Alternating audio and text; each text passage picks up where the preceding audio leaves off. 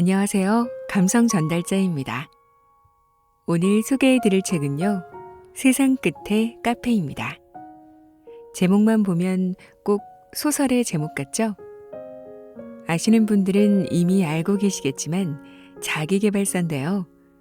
마치 소설처럼 전개되는 이 책은 삶에 지칠 대로 지친 주인공 존이 휴가를 떠났다가 우연히 찾게 된 카페에서 인생을 송두리째 바꿀 만한 깨달음을 얻게 되는 과정을 그린 이야기입니다.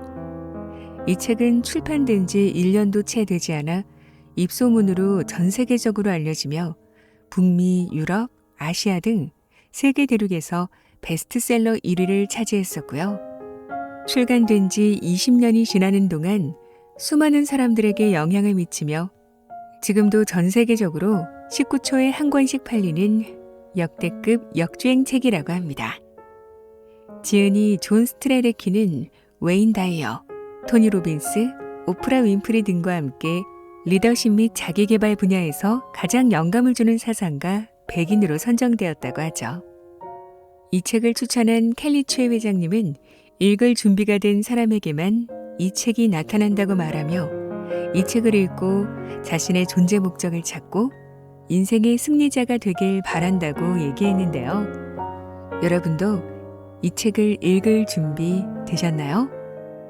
지금부터 세상 끝의 카페, 책 속의 일부분을 들려드릴게요. 우리는 때로 전혀 예기치 못한 순간, 뜻하지 않은 곳에서 새로운 사람을 만나 인생의 의미를 다시 깨닫게 될 수도 있다. 그런 순간은 의식하고 있지는 못해도 우리 인생에서 가장 필요한 순간 다가온다. 내게도 그런 순간이 찾아왔다. 그날 나는 어두컴컴하고 인적이 드문 도로 위에서 길을 잃고 헤매고 있었다. 돌이켜 생각하니 그 당시 내 상황은 내 인생을 닮은 모습이었다.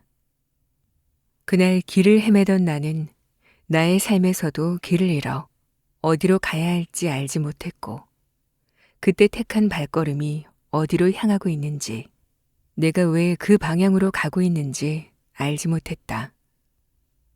나는 일주일간의 휴가를 내어 어디론가 가고 있었다. 일과 관련된 모든 것을 훌훌 털어버리고 자유로워지고 싶었다. 하루 10시간에서 12시간을 네모난 사각형 안에서 일하는 것이 인생의 전부는 아닐 거라는 생각이었다. 고등학생 시절에는 대학 입시만 바라보며 사느라 정신없었고, 대학 시절에는 어떻게 하면 사회에 나가 좋은 직장을 구해 돈 잘 벌까 하는 생각에 여념이 없었다. 그리고 결국 사회에 나와서는 승진만을 고대하며 일에 치여 피곤한 나날을 보냈다. 내가 지금 이 자리에 오기까지 이끌어준 사람들은 결국 그들이 걸었던 길을 그대로 반복하도록 나를 인도한 것은 아니었을까?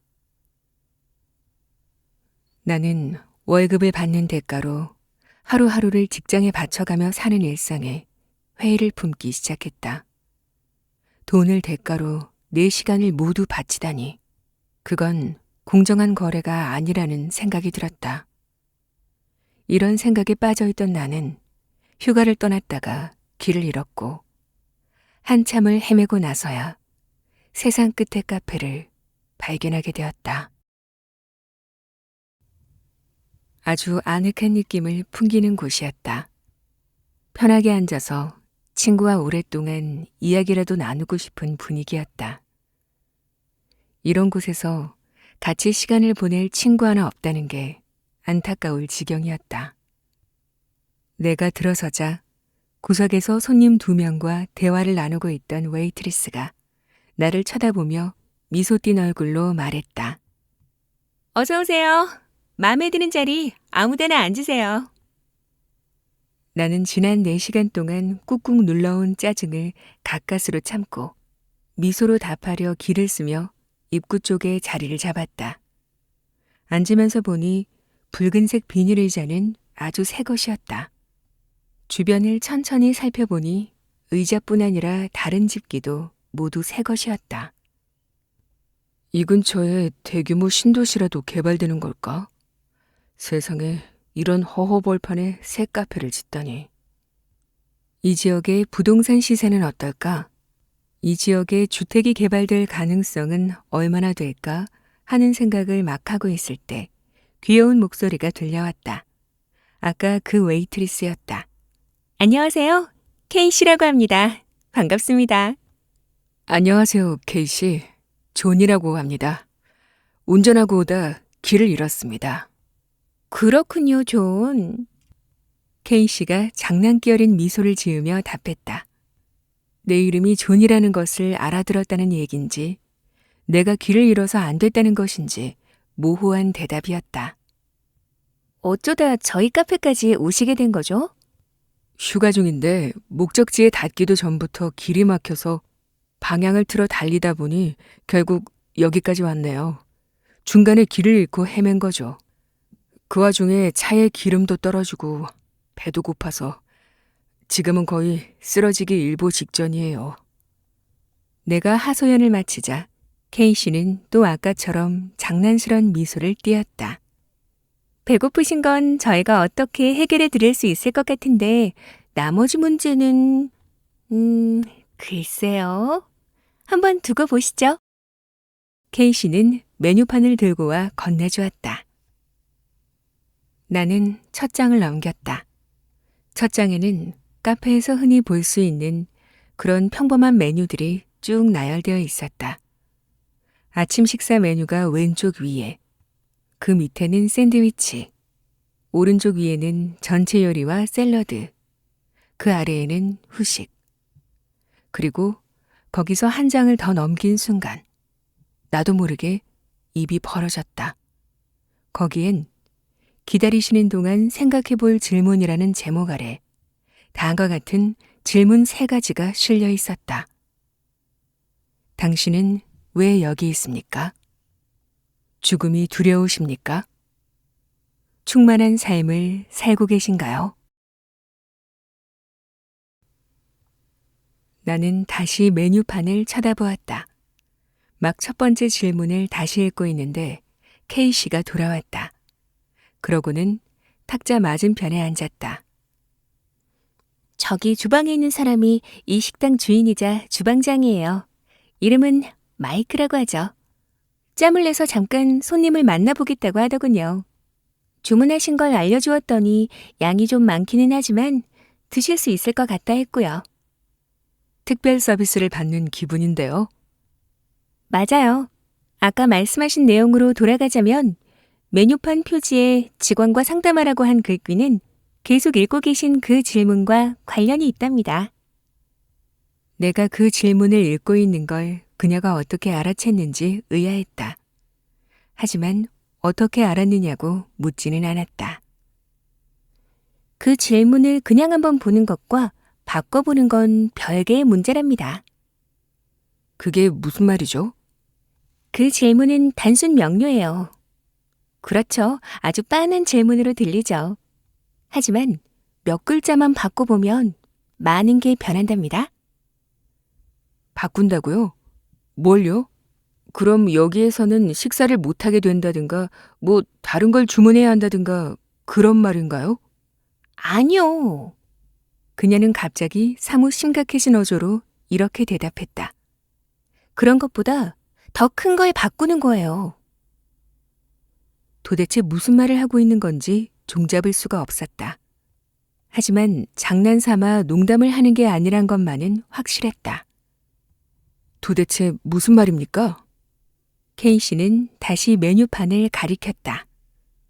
그 질문을 다른 사람에게 하는 것이 아니라 스스로에게 하는 질문으로 한번 바꾸어 보세요. 그러면 스스로가 달라지는 것을 느낄 수 있답니다. 솔직히 말해 나는 몇 년 동안 인생에는 내가 알고 있는 것 이상의 어떤 의미가 있을 거라고 생각해 오던 터였다. 그렇다고 내 인생이 형편없었다는 뜻은 아니다. 때로 좌절하는 순간도 있었지만 훌륭한 직장에 다니고 있었고 좋은 친구들도 있었다. 평탄했다. 어떤 의미에서는 꽤 괜찮은 좋은 인생이라 할 수 있었다. 하지만 마음 깊숙한 곳 어디엔가 설명하기 어려운 묘한 느낌이 도사리고 있었다. 바로 그 느낌 때문에 사람들이 이 질문을 던지게 되는 거랍니다. 케이씨는 또 내 마음을 읽고 있었다. 마음을 읽을 수 있는 사람과 마주하고 있다는 사실 하나만으로도 나는 충분히 당황하고 있었지만 케이씨의 말이 맞을지도 모른다는 생각에 더욱 등골이 서늘해졌다. 나는 천천히 숨을 고르고 마음을 가다듬었다. 그리고 케이씨가 하는 말에 좀 더 귀를 기울여 보기로 했다. 케이씨, 그 질문에 대해 더 이야기해 줄 수 있겠어요? 아까 말씀드린 것처럼 그 질문은 큰 대문을 열어젖히는 것과 같답니다. 마음속에 또는 영혼 속에 일단 그 질문이 떠오르면 모두들 그 답을 찾기 위해 노력하게 된답니다. 답을 찾을 때까지 이 질문이 한 사람의 존재의 가장 중요한 부분, 맨 앞자리를 차지하게 되는 거예요. 그럼 일단 나는 왜 여기에 있는가라는 질문을 던지면 그 질문을 무시하지 못하게 된다는 말인가요? 아니요. 그 질문을 흘끗 보고 그냥 잊어버리는 사람들도 있어요. 하지만 스스로에게 그 질문을 해본 적이 있고 또 어느 정도 그 답을 찾고자 했던 사람들은 무시하기 어려워지는 거죠. 그 질문을 하고 그에 대한 답을 찾으면 어떻게 되는 겁니까? 그럼 정말 좋은 소식을 듣게 되죠. 좋은 일이 기다리고 있을 거예요. 그녀는 이렇게 답하며 미소를 지었다. 아까도 말했지만 그 질문을 던지고 나면 해답을 찾고 싶은 욕심이 커져요. 그리고 그 답을 찾으면 아주 강력한 힘을 느끼게 되죠. 자기가 이곳에 있는 이유, 이 세상에 존재하는 이유, 그리고 사는 이유를 깨달으면 깨달은 대로 살고 싶어져요.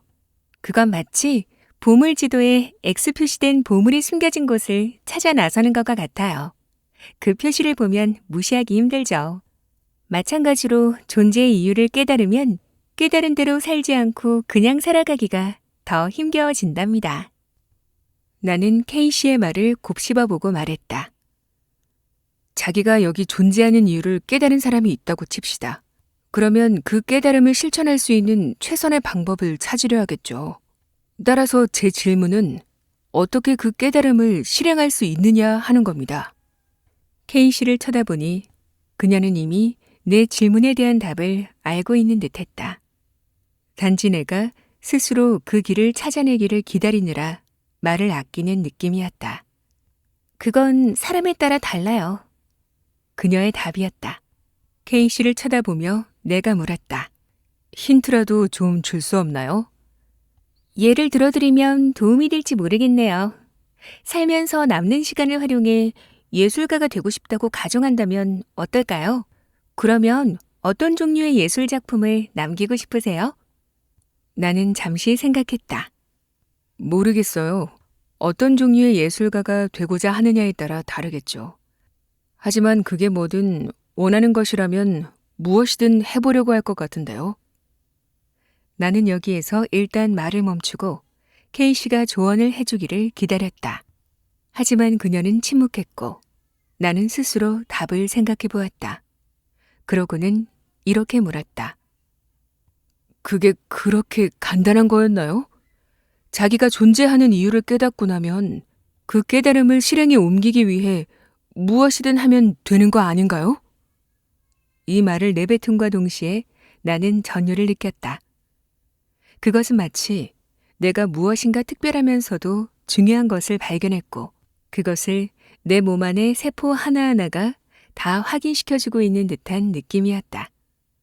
그런데 그 깨달음의 내용이 너무나 간단한 것이어서 내가 찾던 정답과는 거리가 먼 것처럼 느껴지기도 했다. 존재 이유를 충족시키기 위해 필요한 것을 하면 된다. 이렇게 단순할 수 있다니. 그럼 나의 존재 이유가 다른 사람들을 도와주기 위한 거라면 어떻게 다른 사람들을 도와주는 것이 좋을지 스스로 판단하고 그 판단에 맞는 일을 해야 한다는 의미가 되겠네요. 나는 열변을 토하기 시작했다. 맞아요. 다른 사람들을 돕는 것이 의료계에 종사하는 거라면 그렇게 하는 거죠. 또한 가난한 사람들을 위해 집을 지어주는 것이 다른 사람을 도와주는 거라면 그렇게 하면 되고요. 회계사가 되어서 세금 문제로 고민하는 사람들을 도와줄 수 있다면 회계사가 되는 거죠. 현기증이 일었다. 지금까지 한 번도 그런 관점에서 사물을 바라본 적이 없었다. 나는 인생을 살아오면서 가족들이 해주는 조언을 따르거나 보이지 않는 사회적 압박에 눌려 또는 사람들의 의견을 좇아 결정을 내리며 사는데 익숙해져 있었다. 이런 시각은 확실히 새로운 것이었다. 만약 내 존재 이유가 백만장자를 경험해보는 거라면 어떻게 되죠?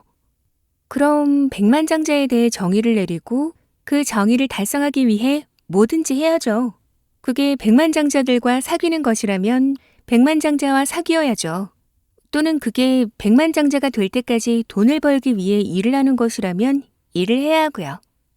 아까도 말했듯이 선택은 스스로 하는 거랍니다. 백만장자가 된다. 그거 참 괜찮은 생각인데요? 나는 점점 더 열을 올렸다. 차도 몇 대 더 사고 집도 두세 채 정도 장만해야겠어요.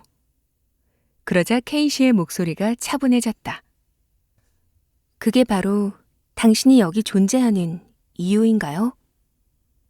그 질문을 듣자 갑자기 마음이 차분하게 가라앉았다. 모르겠습니다. 마이크와 저는 줄임말을 써요. 이 줄임말은 바로 메뉴판에서 잠깐 보셨던 그 질문과 관계가 있어요. 나는 첫 번째 질문을 내려다보았다. 당신은 왜 여기 있습니까?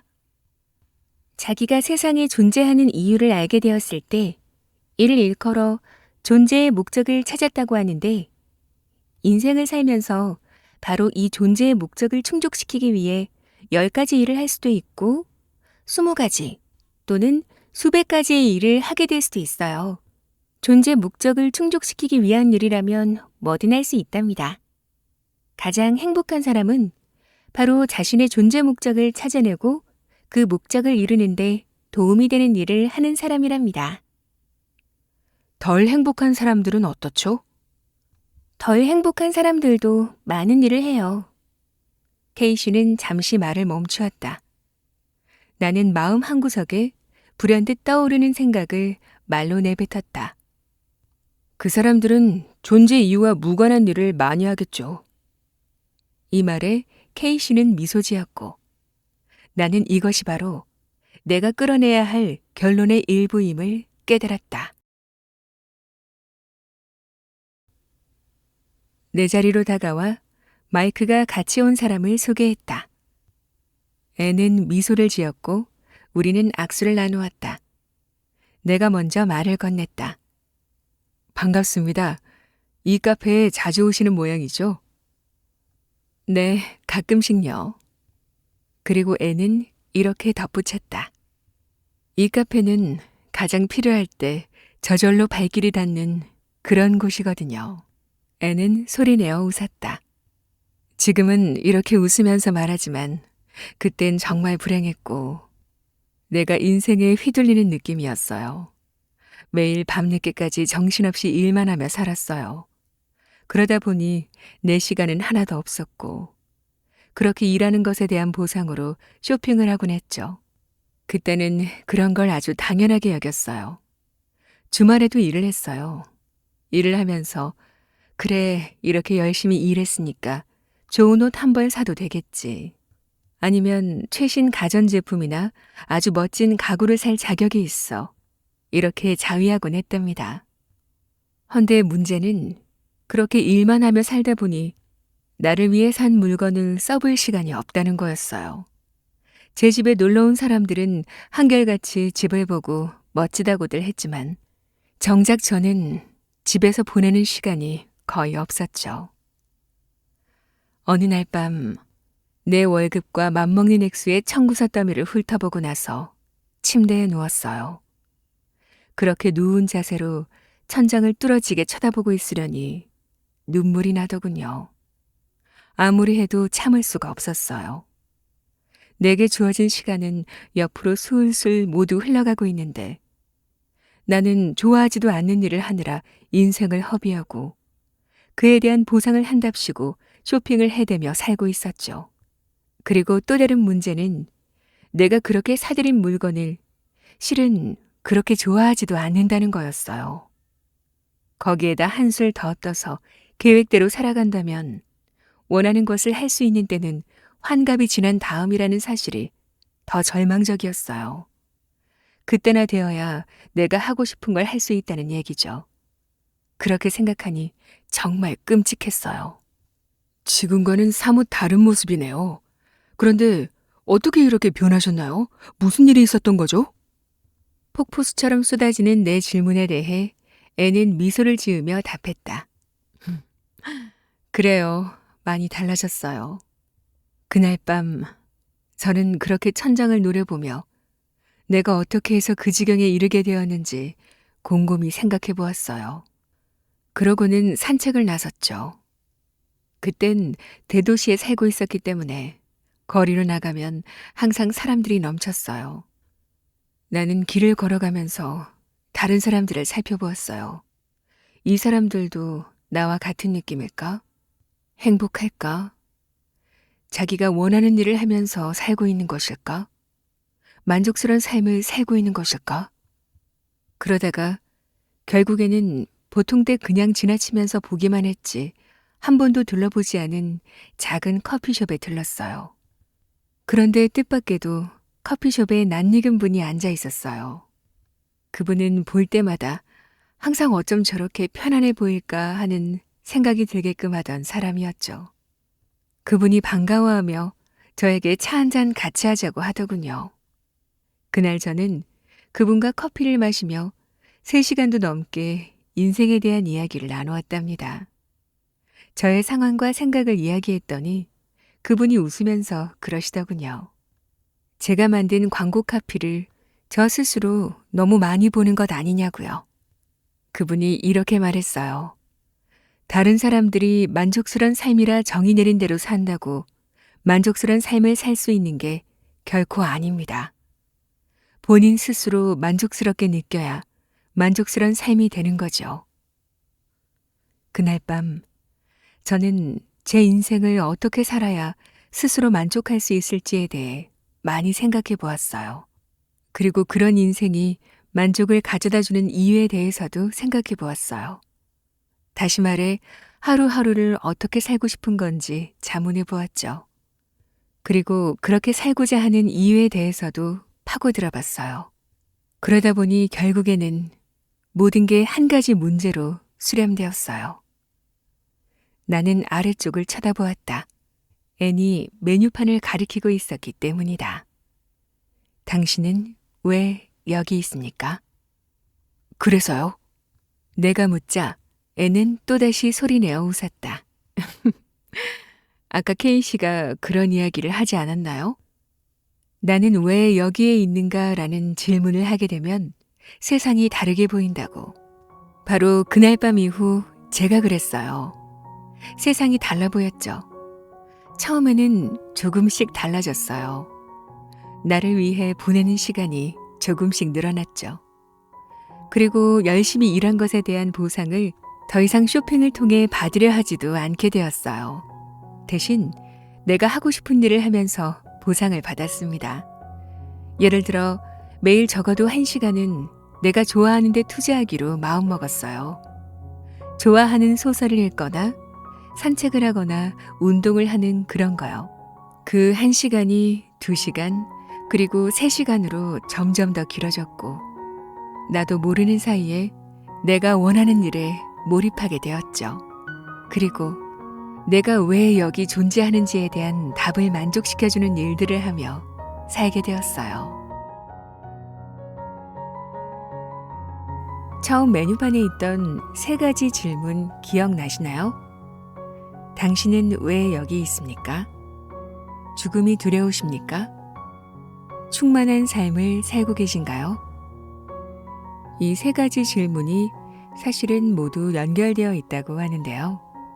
남은 2가지 질문에 대해서도 K씨와 마이크, 앤이 들려주는 여러 이야기를 통해 깊은 깨달음을 주는데요. 우리 모두는 이 세상에 존재하는 이유가 있습니다. 저자는 일에 지칠 대로 지쳐 도망치듯 세상 끝으로 떠난 여행에서 불현듯 자신의 존재 목적을 깨닫게 되죠. 저도 여러분도 어쩌면 지금 이 순간, 이 책 세상 끝의 카페를 만난 지금이 바로 우리의 존재 목적에 대해 깨달음을 얻는 순간인지도 모릅니다. 당신의 심장을 뛰게 하는, 생각만 해도 온몸에 전율이 흐르게 하는, 바로 당신이 세상에 존재하는 이유. 당신은 왜 여기 있나요? 오늘도 끝까지 함께 해주셔서 감사합니다. 그럼 저는 또 좋은 책으로 찾아뵐게요.